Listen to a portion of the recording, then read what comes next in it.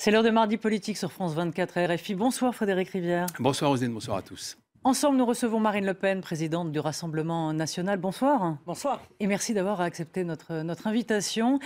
Donc on va parler de l'Allemagne. Le parti d'extrême droite, l'AfD, a réussi à porter un libéral à la tête de la région de Thuringe en ajoutant ses voix aux libéraux et à la CDU d'Angela Merkel, provoquant la démission de la dauphine de celle-ci, Annegret Kramp-Karrenbauer, dit AKK, pardon. Ce parti d'extrême droite est très puissant dans les États de l'Allemagne de l'Est. Alors vous en tirez quelles leçons? Et d'ailleurs, comptez-vous parmi vos amis l'AfD ou vous considérez qu'ils sont beaucoup trop sulfureux? Bon, d'abord, ils ne sont pas d'extrême droite. L'AfD est née en réalité à la suite de l'ouverture totale des frontières effectuée par Angela Merkel, qui a vu 1 million de migrants arriver en Allemagne en réaction à cette submersion migratoire. Est née l'AfD qui...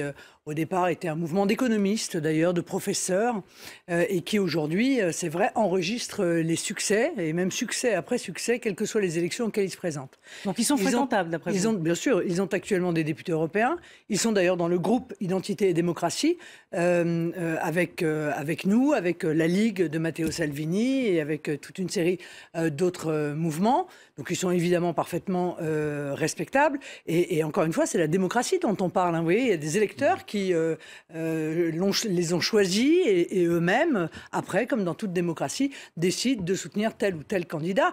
En réalité, la CDU est en voie d'implosion et suit exactement le même trajet que les Républicains en France.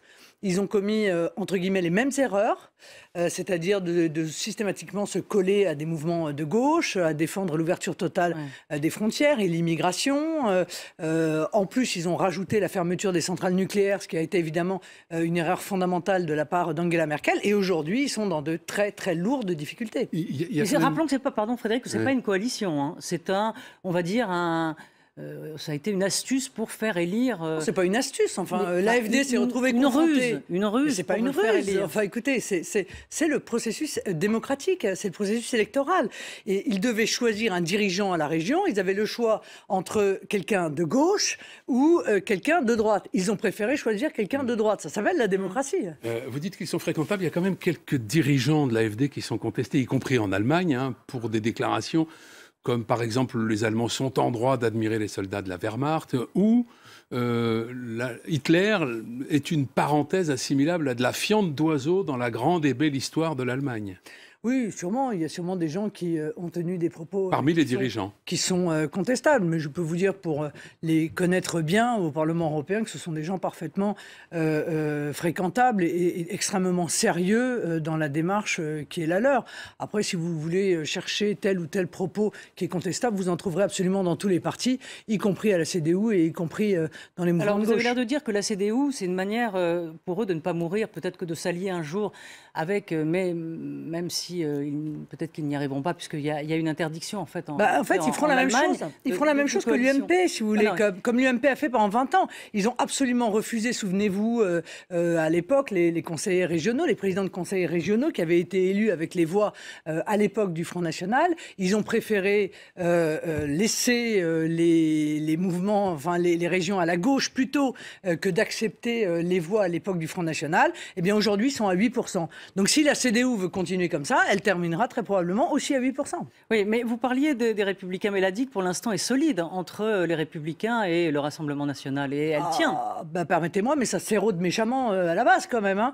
Le moins qu'on puisse dire, c'est que ces élections municipales, et d'ailleurs l'année prochaine les élections départementales, vont démontrer qu'à la base des Républicains, aujourd'hui, il y a une véritable fuite. Une fuite des élus, une fuite des responsables. Je ne vais pas vous donner la longue liste de ceux qui aujourd'hui ont rejoint les listes du Rassemblement national au municipal, mais prenons, parce que j'y vais à la fin de la semaine, dans le président de la fédération LR de l'Hérault a quitté les Républicains et est tête de liste d'une liste à 7 soutenue par le Rassemblement national. Donc la digue, elle tient chez les dirigeants de LR, mais la réalité, c'est que les électeurs les ont fuis. Encore une fois, ils ont fait 8% aux élections européennes et qu'aujourd'hui, les cadres et les élus de terrain se mettent d'accord sur des programmes d'intérêt communal pour, en réalité, gouverner des villes et puis peut-être demain des départements ou des régions avec le Rassemblement national. Mais vous, ce que vous souhaitez, c'est qu'on vous rejoigne ou vous envisagez la création d'une grande coalition de la droite nationale? Moi, ce que je souhaite, si vous voulez, c'est que moi, je ne crois plus à la droite et à la gauche depuis bien longtemps. J'ai été la première à théoriser qu'il n'y avait plus de droite et de gauche. Et pour cause, en réalité, la droite et la gauche se succédaient pour les faire mondialistes et les nationaux, pour vous, le clivage, il est là. Pour faire exactement les mêmes politiques. Il y a un clivage qui est le clivage entre les nationaux et les mondialistes. Emmanuel Macron, d'ailleurs, est rentré en quelque sorte dans ce clivage. Il est le chef des mondialistes et je suis le chef des nationaux. Par conséquent, dans les nationaux, il y a des gens qui viennent de la droite, il y a des gens qui viennent de la gauche, comme Andrea Cotarac, qui vient de la France Insoumise et qui est aujourd'hui tête de liste aux métropoles à Lyon. Donc, des patriotes, ceux qui sont attachés à la nation, aux protections qu'offre la nation, aux frontières, il y en a partout. Il faut les rassembler, c'est la raison pour laquelle nous avons transformé le Front National en Rassemblement National. Il faut les rassembler pour pouvoir demain gagner et arriver au pouvoir. Justement, le peuple contre l'élite, le protectionnisme, ce sont des visions communes que vous avez avec Jean-Luc Mélenchon, qui est d'ailleurs quelque peu ambigu, puisqu'il y a quelques semaines, lorsque vous avez appelé à manifester contre les retraites, il a salué votre évolution vers l'humanisme. Et puis rappelez-vous, en 2017, entre les deux tours, entre vous et Emmanuel Macron, il avait refusé de donner des consignes de vote. Aujourd'hui, on sent que l'extrême gauche prépare le terrain de l'abstention en 2020.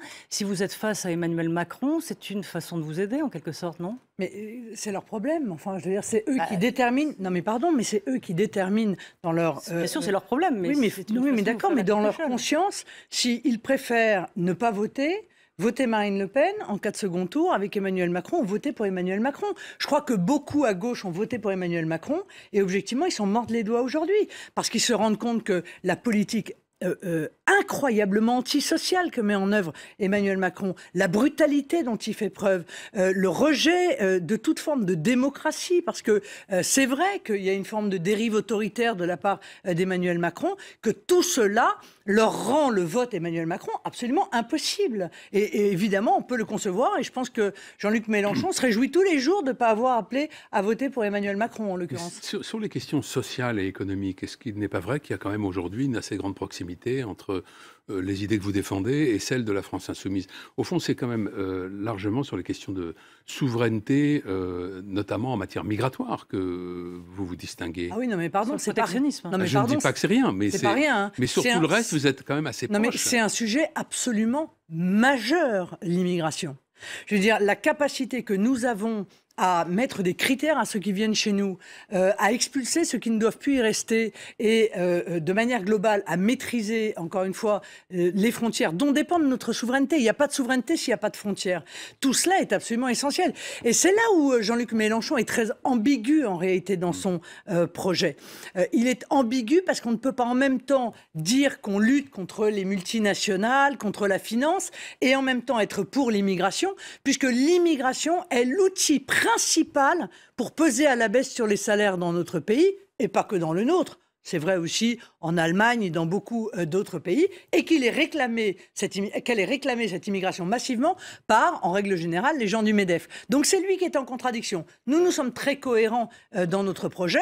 Maintenant, si vous me dites... Il est contre la réforme des retraites, et vous aussi, oui, d'accord, enfin c'est vrai, je mange des tartines de beurre le matin, oui, peut-être lui aussi, oui. Et c'est comme ça dans la vie politique. Il y a des sujets sur lesquels on peut être d'accord avec les LR, il y a des sujets sur lesquels on peut être d'accord avec la France Insoumise, il n'en demeure pas moins que le seul mouvement totalement cohérent dans tous les domaines, et qui a quand même eu raison sur beaucoup de sujets avant les autres, si je puis me permettre, c'est le Rassemblement national. Moi, j'entends aujourd'hui beaucoup de gens de gauche faire des tribunes pour demander un référendum. Mais c'est ce que j'ai réclamé. Le premier jour de la mise en orbite de la réforme des retraites, j'ai dit il faut un référendum. Donc, s'ils viennent vers moi et qu'ils se rapprochent de nos positions, mon Dieu, je ne peux m'en réjouir. La France Insoumise attaque ces derniers temps votre mouvement en disant le Rassemblement national n'est pas en commission. pour défendre les amendements sur la réforme des retraites. Oui, mais bon, en l'occurrence, c'est faux. Sébastien Chenu était là, il a été là mardi dernier, mercredi, il était là hier, il était là aujourd'hui. Alors évidemment, eux, ils ont un groupe de 17. C'est plus facile d'être présent par roulement que quand on est 5 députés comme nous l'étions jusqu'à ce matin. Mais on fait tout à fait notre travail et on continuera évidemment à le faire lorsque ce texte arrivera en plénière, sauf si le gouvernement décide de passer en force, ce qui reste quand même quelque chose de plausible.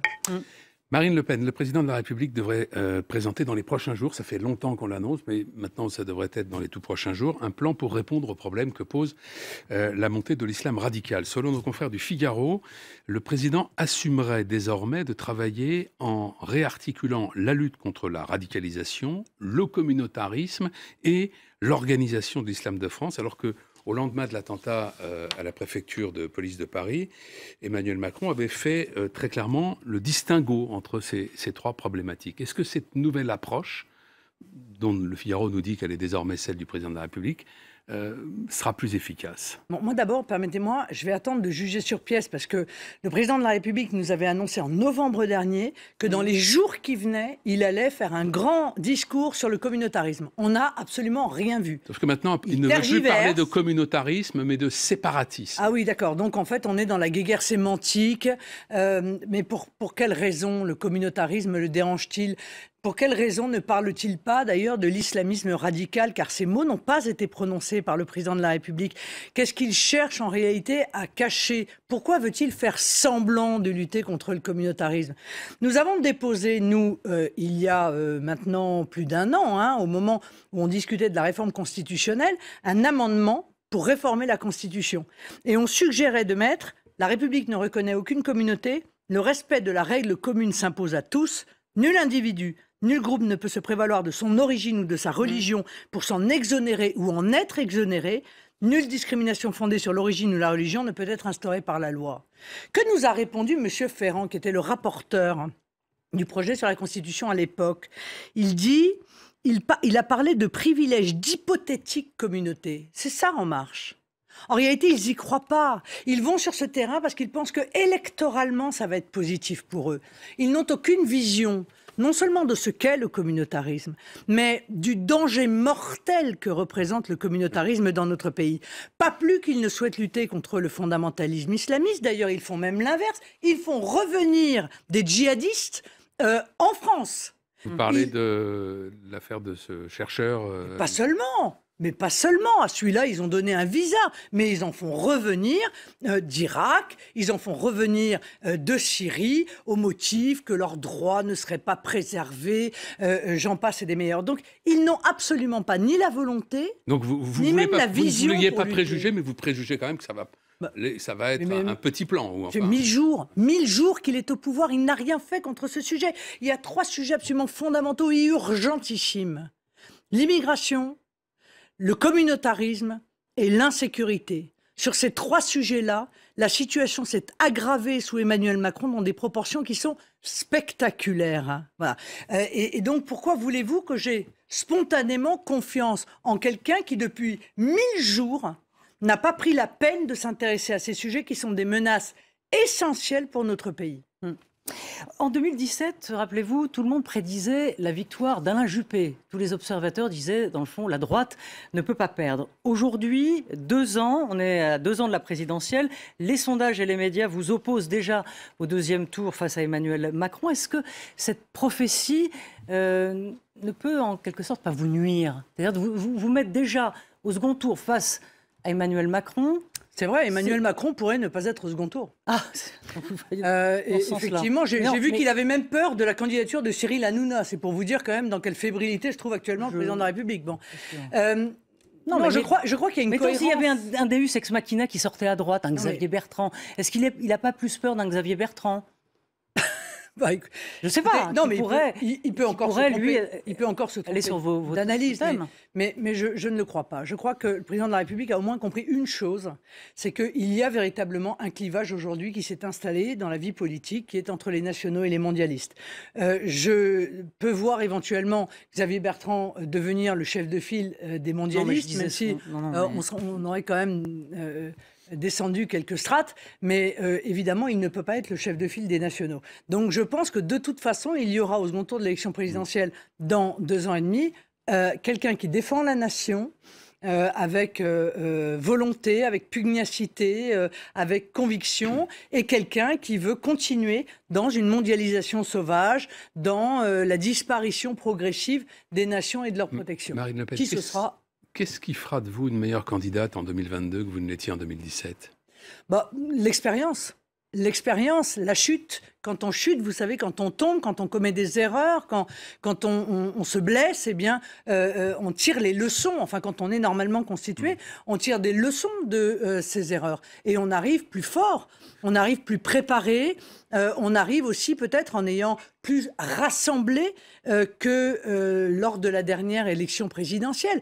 Et l'on voit d'ailleurs dans les sondages d'opinion qu'aujourd'hui, la situation que l'on nous donne au moment, au jour J, c'est toujours pareil, un sondage, ça n'est qu'une photographie, est bien meilleure que celle de la dernière présidentielle. Donc ce procès en impréparation, vous pensez qu'on ne pourra pas vous le faire en 2022 ? Oui, enfin, vous savez, les procès qu'on a pu me faire, je vais vous dire, c'est pas ça qui m'intéresse. Moi, ce qui m'intéresse, c'est ce que j'ai vu de ma campagne. Ce sont les points très positifs, car nous avons fait une belle campagne présidentielle. Tout le monde le disait d'ailleurs à l'époque. Et puis, ce sont les erreurs qui ont été commises. Ce sont les erreurs qui ont été commises. C'est vrai que ce débat sur la forme a fait beaucoup couler de l'encre, mais aujourd'hui, il va commencer à faire couler de l'encre sur le fond. Parce qu'aujourd'hui, beaucoup de gens revoient ce débat et se disent « Mais en réalité, Marine Le Pen, pendant ce débat, au-delà de la forme, elle a tout dit ». Elle a dit qu'Emmanuel Macron allait être le président de la guerre de tous contre tous. Elle a évoqué cette réforme des retraites. Elle a attiré l'attention des Français sur la dangerosité de l'immigration, submersion, du communautarisme, de l'islam radical, du terrorisme. Et donc, si vous voulez, je pense qu'à terme, beaucoup de gens vont peut-être se dire, pour finir, la franchise dont j'ai pu faire preuve pendant ce débat, Emmanuel Macron a fini par me donner raison. Très rapidement, sur le fond, justement, votre campagne de 2022, a priori, elle sera à peu près la même que celle de 2017 ? Je ne peux pas vous dire ça à l'avance. Pour l'instant, je suis en train de me préparer, je suis en train de rassembler. Il y a beaucoup de gens autour de moi qui ont envie de venir travailler avec moi pour cette campagne présidentielle. Des personnalités venues de partout. Ouais. Mais des personnalités, des experts, des économistes, des préfets, des ambassadeurs, des gens qui disent on ne peut pas continuer comme ça, parce que la France va dans le mur et le monde attend autre chose de notre pays.